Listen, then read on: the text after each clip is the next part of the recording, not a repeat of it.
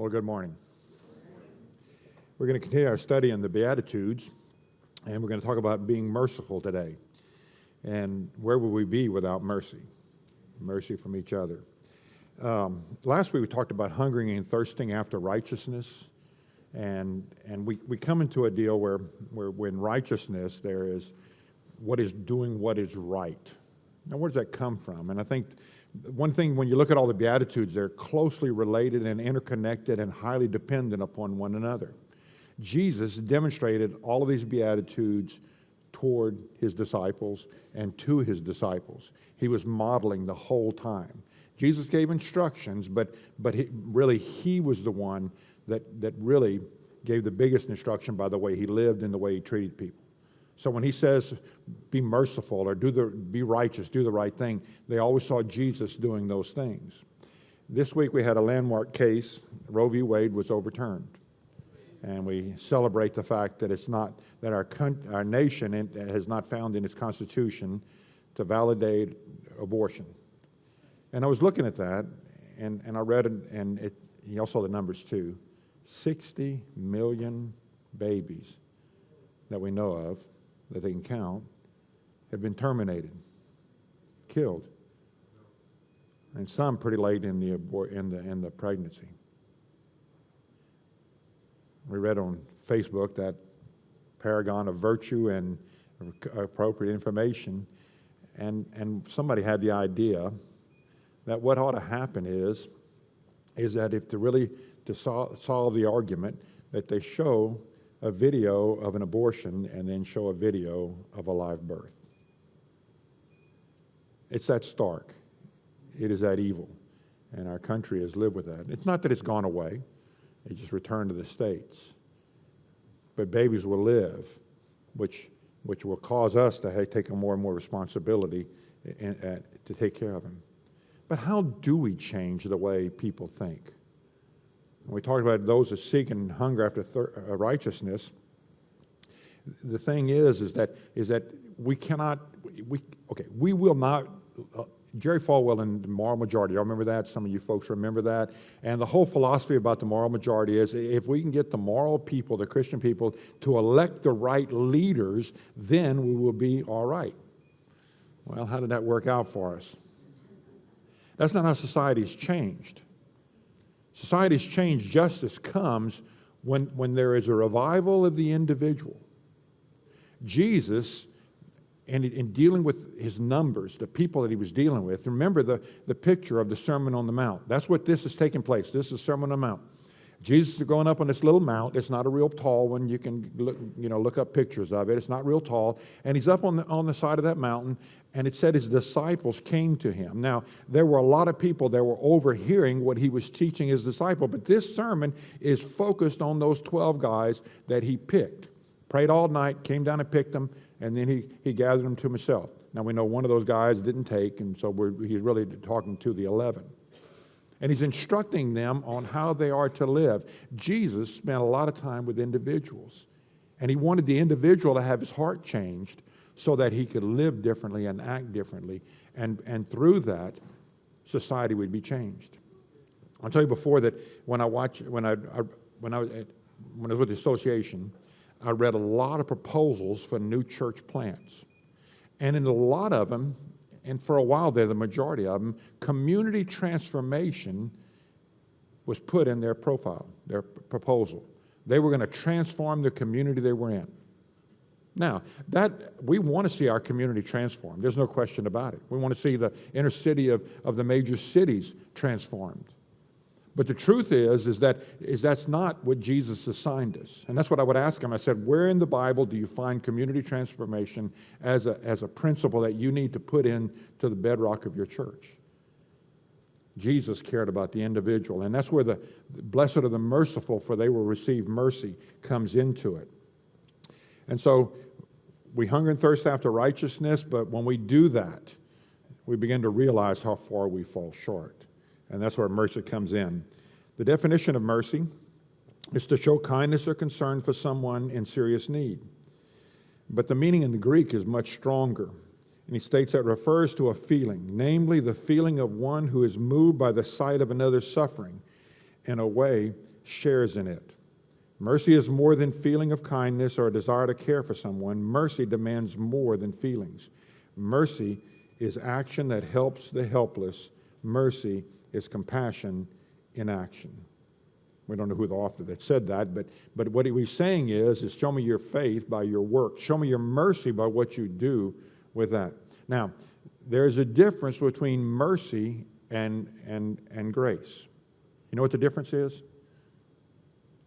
Does anybody know what the difference between mercy and grace is? Okay. You want to take over now? Okay. She nailed it. Mercy is not getting what you deserve. And grace is getting what you don't deserve. And the salvation that Jesus brought involves both of those components. And it's really hard to separate them out when it comes to the application. So the question is, in your life, have you ever received mercy? I want you to think about that occasion. That you did something, you said something, you acted in a way that was completely inappropriate, maybe even sinful, and you offended people, you hurt people, and instead of getting their scorn or their wrath, you experienced mercy, not getting what you deserve. Have you ever done that? What are some of the feelings that go through you when you experience that? You know, gratitude is one, just happy that you offended somebody and they're not mad at you, but they actually have compassion on you. Have you ever extended mercy? Well, hopefully you have. You're not cold-hearted and cruel. There might be a couple of you that never experienced mercy and are given mercy in this group, but let's assume the best. But God is the one who gives the most mercy. And He is the one who created the idea and the concept of mercy. In Micah 7:18 it says, "Who is a God like you, who pardons sins and forgives the transgressions of the remnant of His inheritance? You do not stay angry forever, but delight to show mercy." Part of the character and the nature of our God is He wants to show mercy. And He's proved that the time that Adam and Eve sinned and separated that fellowship that was in the garden.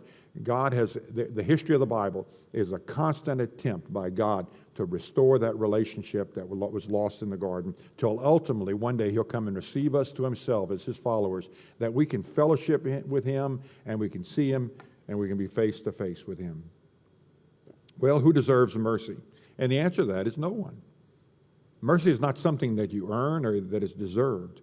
The Bible says that men are sinners. Above all, men are deceitfully wicked, it says. And everybody, all have sinned. There is a consequence to that sin, and it's that it separates us from Christ. Romans says that the wages of sin is death. The bad thing is it's a lot of misery before you die. It's a slow, agonizing death that sin brings. You look at people who have rebelled against God, and you look what's happening. And you see a deterioration physically, mentally, emotionally, until finally death comes. Sin puts us in bondage. It ties us up. It controls us. When Jesus looked at the crowds and He was moved with compassion, His great desire was to extend mercy and grace to those people.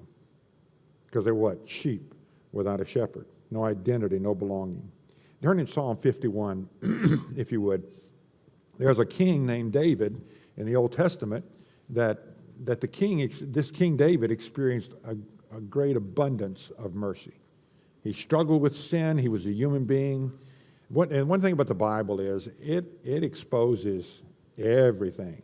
I mean, there are no sugar-coated, whitewashed things, you know.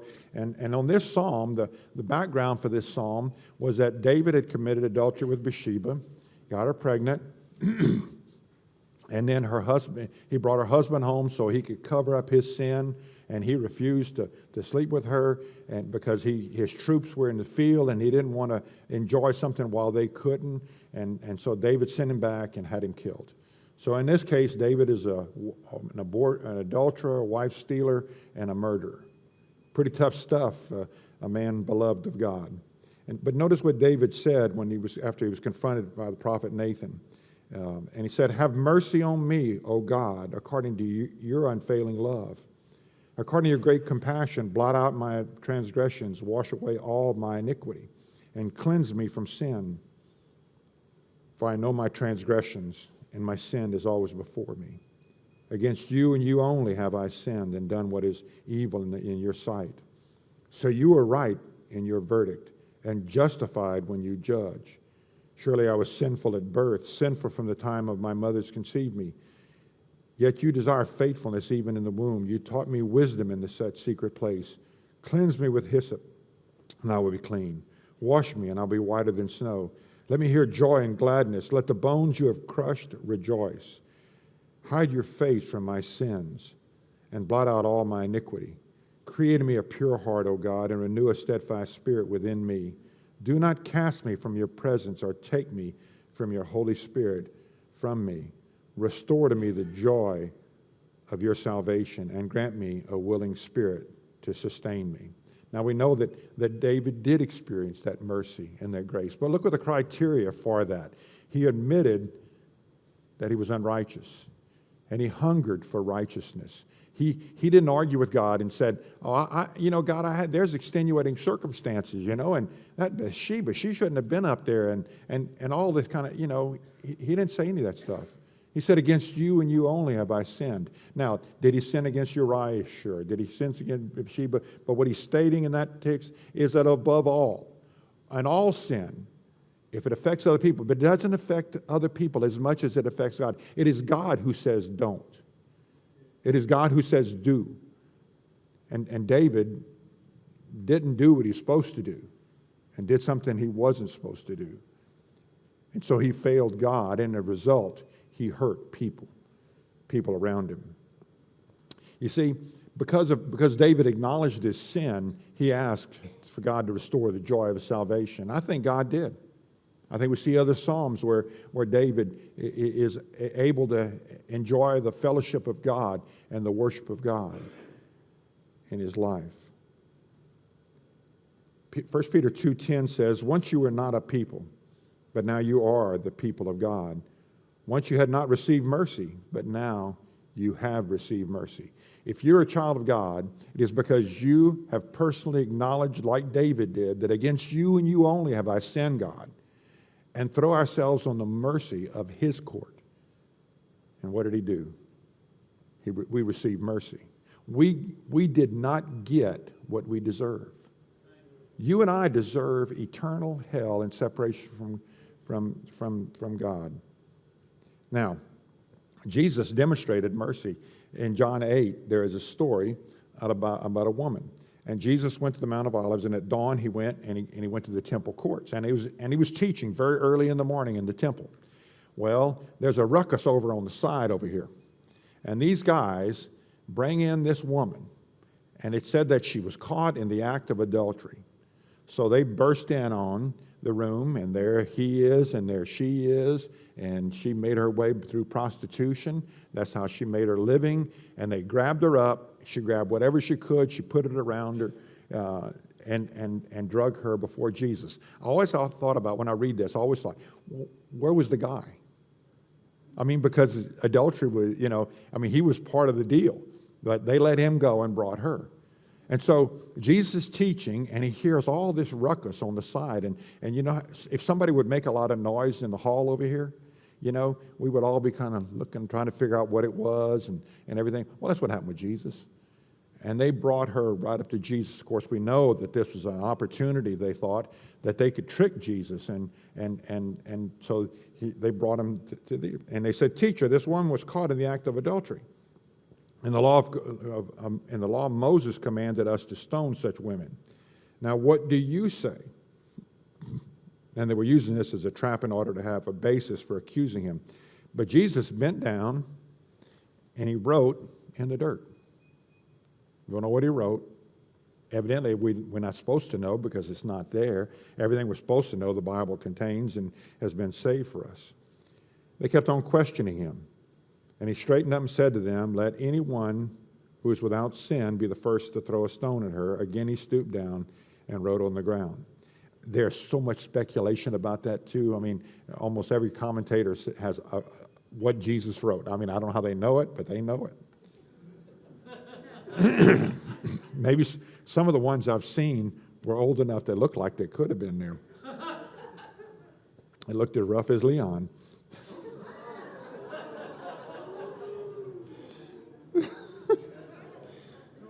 Leon's the Rodney Dangerfield of Second Baptist.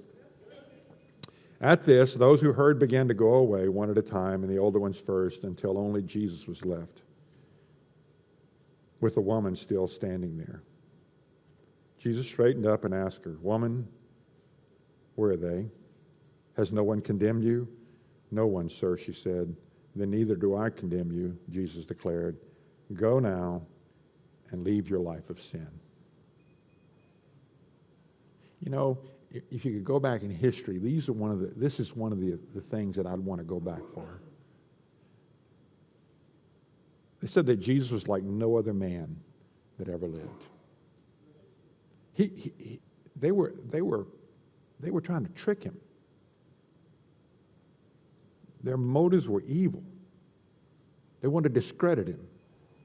And they used this poor woman, this poor sinful woman, to try to accomplish their evil purpose. The shame, you know. I mean, she woke up from a sleep, you know, no telling what her makeup looked like, and no clothes, and she just looked pitiful. There was no question who she was by the way their face was and everything. But Jesus treated her with dignity. He forgave her. He showed her mercy. See, the truth is we're that woman. He caught us in the act of our sin. Maybe not this particular sin, but caught us. We also said that mercy is more than just talking. It's an action. Another story that Jesus told, it was a good story, and it was about this guy that was going down the road to Jericho, and he got beat up, okay, and robbed, and left for dead. And these two church guys walked by, and they walked on the other side. We don't know what the reasons are. I mean, there's all kind of speculation. They got robbed. This guy got robbed. Maybe they were afraid they'd get robbed. Maybe they were too busy or whatever. But the one thing, they lacked empathy. They lacked concern. They lacked compassion. But this Samaritan guy, this outcast, this subhuman, not quite Jewish, you know, and so he wasn't considered equal with the Jews by the Jewish people. And so Jesus picked this guy to highlight and to celebrate, and he stops and he cleans the guy up, and he puts him on his donkey, and he brings him to the inn. He tells the innkeeper, "You take care of this guy until I come back, and if I owe you some more money, then you do." See, this guy looked the Samaritan looked on this guy with mercy and cared. It is a mercy that produced action. It's an empathy, it's a compassion that produced action. We have to balance this justice and mercy stuff. The justice condemns us. The mercy gives us life. In Exodus 34:6 says, "And he passed in front of Moses, proclaiming, the Lord, the compassionate and gracious God, slow to anger, abounding in love and faithfulness, maintaining love to the thousands, forgiving wickedness, rebellion, and sin. Yet he does not leave the guilty unpunished." And in Micah 6:8 says, "What does the Lord require?" And it said, "You must act with justice. You must love or to show mercy. And you must be humble as you live in the sight of God." So they put those things. And so what happens is that if we're going to be merciful, we have to receive mercy. Justice says we deserve hell.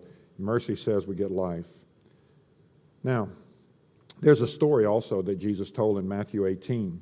And this is about this king. And this king says, "Okay, I'm going to settle my accounts with the people that owe me."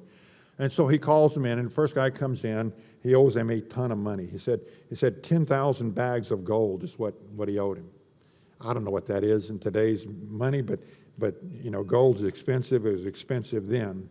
Well, the guy said, "I can't pay. I don't have any money." So the king said, "Well, throw him in jail." And the guy says, begged him and cried, and the king had compassion on him, said, okay, I'll forgive your debt, don't worry about it. This guy that got his debt forgiven, that was shown mercy by this king, goes out and says, that's a good idea to collect debts from that people owe me. And so he goes to this guy, another servant, a fellow servant, and he says he owed him 100 silver coins. Now, 100 silver coins and bags of gold don't equate, okay? And so what does the guy do? He said, I want my money. And the evil servant demanded the money. He said his fellow servant fell on his knees and begged him, be patient with me, I will pay it back. But he refused. Instead, he went off and had the man thrown into prison until he could pay the debt. Well, the other servants thought this was terrible, so they went and told the king. And the king was not happy with what had happened. He called him a wicked servant. And he said, I counseled all your debts, and yet you failed to show mercy to somebody else that owed you not near as much. Anyway, so the guy got thrown in jail. This is how the Heavenly Father will treat each of you unless you forgive your brother and sister from your heart. Wow. If I'm standing here, there are people in this room who have a bitterness, an unforgiveness, an anger towards somebody else. It might be a mom or a dad in the way they raised you. It may be a real personal thing. Maybe somebody got you fired or did you wrong. What it says here is that we need to forgive. Now, does it mean that the relationship is restored? Not all the time. I think I told you a little bit about some thing I experienced in 1997. My brother died. My dad died 4 months later. My mother started having a series of strokes. Lost a best friend during that time. It was just a year of death. And I became very angry at God. Now, I went to seminary. That's stupid to be angry at God. And so I kind of couched it. I just didn't like the way God did his business. During that time, as I was angry, I took the anger out on the people in the church and the people I was around, on Debbie and the boys. The way I responded to Debbie and my sons was I just withdrew, didn't talk to them. Well, that went on for a while. And then one day, Debbie doesn't remember this, and she came to me and she sat down next to me and she patted me on the leg. And she says, the boys and I didn't do anything to you. We love you and we miss you. We're ready for you to come home. That is a mean woman. I want to tell you that. I mean, it was a dagger to the heart for the first time, I saw somebody else besides me.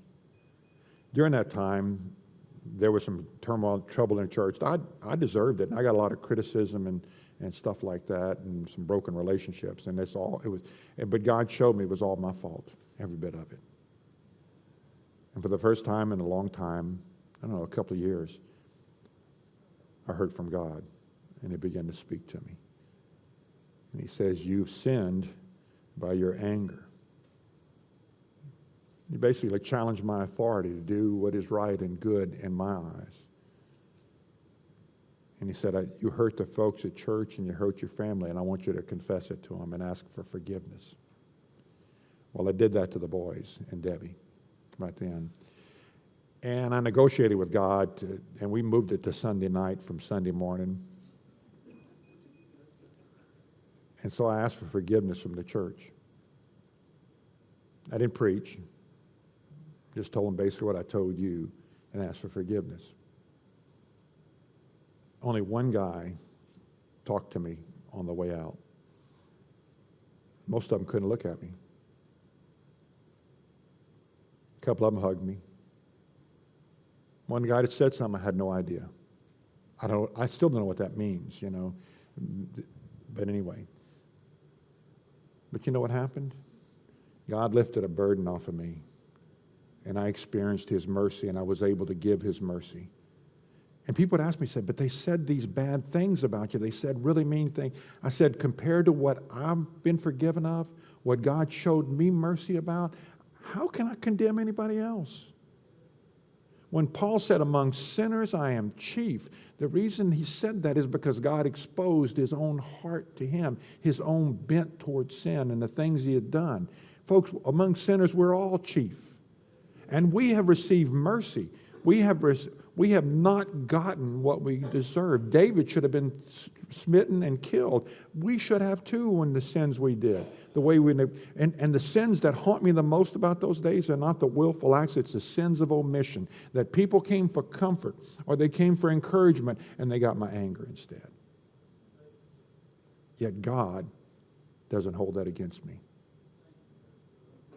And God, through his grace and his mercy, I was extended mercy from that church family.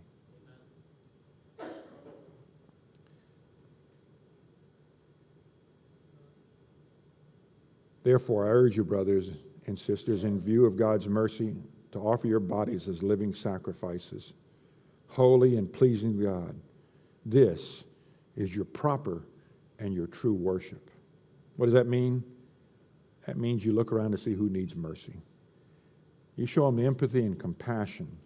You forgive them. You go out of your way to forgive them. You work on that. It is not easy. It is not natural. It's only something that God can do. Remember we talked about solitude, getting off by yourself with God and letting God have that influence on you. Sometimes it takes that. But it comes back to the fact that I don't deserve mercy, but I got it anyway. And if God gave it to me, I'm bound to give it to somebody else.